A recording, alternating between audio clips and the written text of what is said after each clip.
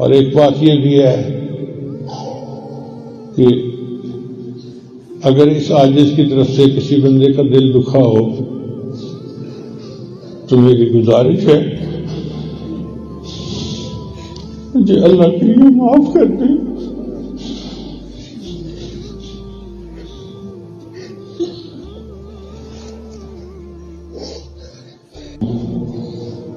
کل نفس ذائقۃ الموت ثم الینا ترجعون.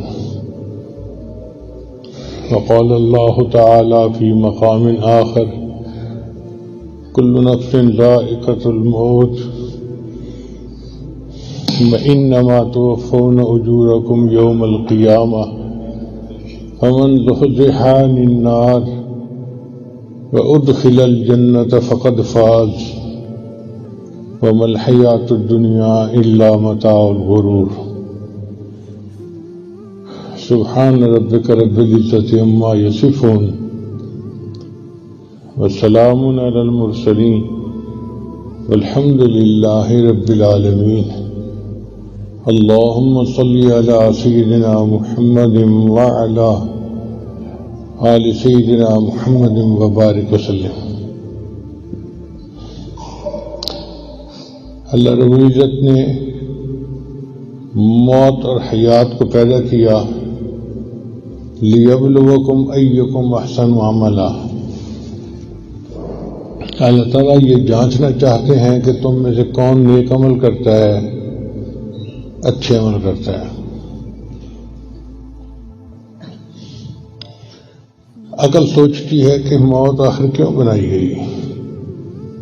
علماء نے اس میں بہت ساری حکمتیں لکھی ہیں.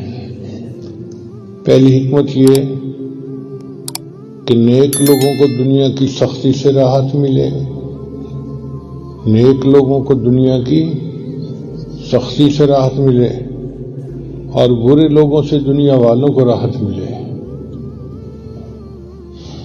حدیث مبارکہ میں ہے کہ نبی اسلام تشریف فرما تھے، ایک جنازہ گزرا. نبی اسلام نے فرمایا یا تو یہ مستری ہے یا مستراح منہ ہے، یعنی یا تو یہ نجات پا گیا یا اس سے نجات پا لی گئی. جو نیک ہوتا ہے وہ دنیا سے نجات پا جاتا ہے اور جو برا ہوتا ہے اس سے دنیا کو نجات مل جاتی ہے. ایک اور حکمت موت کے بنانے میں یہ کہ اللہ تعالیٰ آبادی میں توازن برقرار رکھنا چاہتے تھے.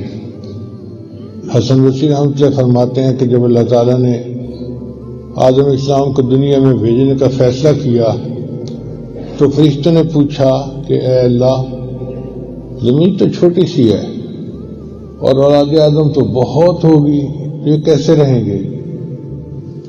اللہ نے فرمایا کہ میں نے موت کو بنانا ہے، آبادی کا توازن برقرار رہے گا. تو فرشتوں نے سن کے ایک اور معصوم سا سوال پوچھا کہ یا اللہ، اگر موت نے آنا ہے تو ان کو زندگی کا مزہ ہی کیا آئے گا؟ اللہ نے فرمایا میں امید کو پیدا کر دوں گا، لہذا پتہ بھی ہوگا کہ موت آنی ہے مگر امید اس کو زندہ رکھے گی. ایک تیسری وجہ کہ انسان موت کے بعد اللہ تعالیٰ سے ملاقات کر سکتا ہے، موت سے پہلے ممکن نہیں ہے. چنانچہ حدیث پاک میں ہے کہ حضرت ابراہیم علیہ السلام کے پاس ملک الموت آئے اور انہوں نے آ کر پوچھا کہ اے اللہ کے خلیل، میں آپ کی روح قبض کرنے کے لیے آیا ہوں. ابراہیم علیہ السلام بڑے حیران ہوئے ہیں. فرمایا حل رأیت خلیلا یقبض روح خلیلہ، کیا آپ نے کبھی کسی دوست کو دیکھا ہے جو دوست کی روح کو قبض کرے؟ تو ملک الموت نے اللہ تعالیٰ سے رجوع کیا تو اللہ تعالیٰ نے فرمایا کہ میرے خلیل سے یہ پوچھو کہ حل رأیت خلیلا یکرہ لقاء خلیلہ، کیا آپ نے کسی دوست کو دیکھا ہے جو دوست کی ملاقات سے انکار کر رہا ہو؟ تو ابراہیم علیہ السلام سمجھ گئے کہ مجھے اللہ کا دیدار ہوگا.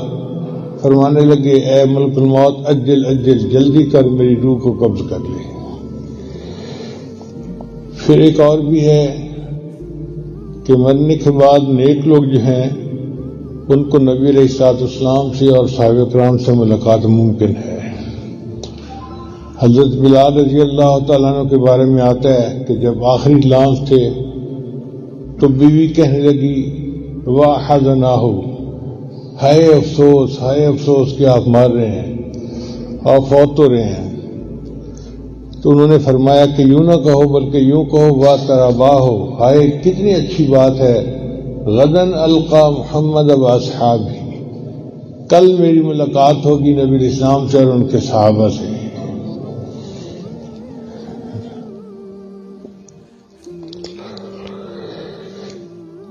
جب نبی علیہ السلام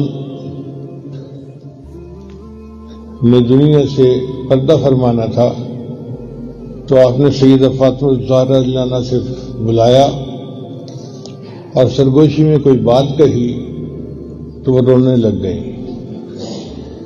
پھر تھوڑی دیر بعد ایک اور بات کہی تو وہ مسکرا پڑی۔ عائشہ رضی اللہ عنہا بڑی حیران، ام المومنین تھی۔ انہوں نے پھر بعد میں پوچھا کہ فاطمہ یہ بتاؤ کہ نبی صاحب نے کیا فرمایا تھا؟ انہوں نے بتایا کہ نبی صاحب نے میرے کان میں سرگوشی کی تھی کہ بیٹا اب میرا وقت قریب ہے اور میں پردہ کرنے والا ہوں، تو میں رو پڑی تھی۔ پھر نبی علیہ السلام نے دوبارہ مجھے کہا کہ دیکھو میرے گھرانے میں سب سے پہلے تم مجھے آ کر ملو گی۔ تمہیں مسکرا پڑی کہ جدائی زیادہ نہیں تھوڑی ہے۔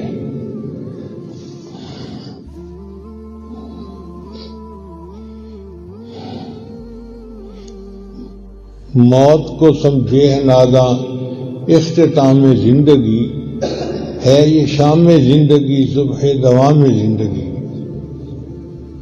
لوگ سمجھتے ہیں کہ یہ زندگی ختم ہوگی، زندگی ختم نہیں ہوتی، یہ زندگی کی شام ہوتی ہے اور ایک نئی صبح طلوع ہوتی ہے۔ اس لیے موت کو کہتے ہیں الانتقال من دار الفناء الى دار البقاء، دار الفنا سے دار البقاء کی طرف چلے جانا۔ الانتقال من دار العمل الى دار الجزاء، دار العمل سے دار الجزاء کی طرف چلے جانا۔ الانتقال من دار الغرور الى دار السرور، دھوکے والے گھر سے سرور والے گھر کی طرف چلے جانا۔ الانتقال الى من دار الزوال الى دار الکمال، زوال والے گھر سے منتقل ہو جانا کمال والے گھر کی طرف، اس کو موت کہتے ہیں۔ اور یہ موت بالآخر ہر کسی کو دنیا میں آنی ہے۔ اللہ فرماتے ہیں اے میرے حبیب صلی اللہ علیہ وسلم وَمَا جَعَلْنَا لِرَجُلٍ مِّن قَبْلِكَ الْخُلْدَ، ہم نے آپ سے پہلے بھی کسی کا دنیا میں ہمیشہ رہنا نہیں لکھا، کوئی دنیا میں ہمیشہ نہیں رہے گا، بالآخر وقت آنا ہے اور بندے نے دنیا کو چھوڑ کے چلے جانا ہے۔ موت کے بارے میں کہا گیا الذی یفرق بین البنات والامہات، موت وہ چیز ہے جو ماں اور بیٹیوں کے درمیان فرق ڈال دیتی ہے۔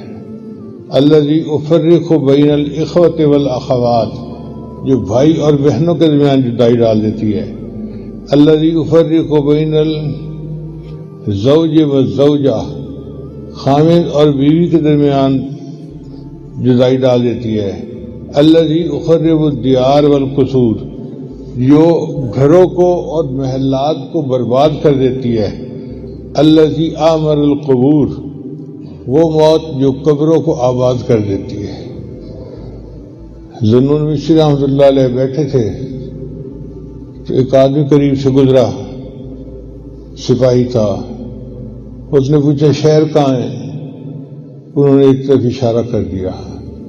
اب وہ گیا تو دیکھا کہ آگے تو قبرستان ہے، تو اس کو بڑا غصہ آیا، اس نے آ کے 2-4 ڈنڈے لگائے کہ آپ نے جھوٹ کیوں بولا، میں نے کہا تھا شہر کہاں ہے اور تم نے قبرستان بھیج دیا۔ تو کبھی دیکھو میں ہمیشہ یہیں بیٹھتا ہوں، میں روزانہ دیکھتا ہوں کہ شہر سے لوگ آ کر ادھر آباد ہوتے ہیں، آج تک ادھر سے واپس کوئی نہیں گیا۔ تو پھر شہر تو یہ ہوا نا جو آباد ہو رہا ہے، اور یہ تو برباد ہونے والا، اس کو شہر کیوں کہیں؟ اور ایک بات یہ بھی ہے کہ اگر اس عاجز کی طرف سے کسی بندے کا دل دکھا ہو تو میری گزارش ہے مجھے اللہ کے لیے معاف کر دیں۔